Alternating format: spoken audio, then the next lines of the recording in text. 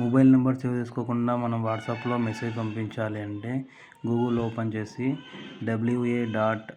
wa.me/, మనం ఎవరికైతే పంపించాలో message వాళ్ళ మొబైల్ నెంబర్ ఎంటర్ చేసి మనము ఓకే చేస్తే మనం డైరెక్ట్గా వాట్సాప్ నుంచి చాట్ ఓపెన్ అవుతుంది. మనం మొబైల్ నెంబర్ సేవ్ చేసుకోవాల్సిన అవసరం లేదు.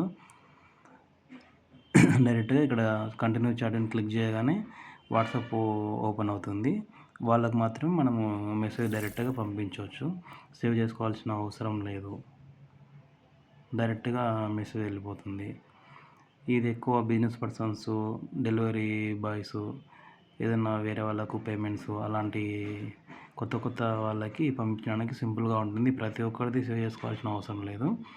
ఈ గూగుల్ ఓపెన్ చేసి డైరెక్ట్గా వాళ్ళ నెంబర్ ఎంటర్ చేసి చాట్ చేయొచ్చు.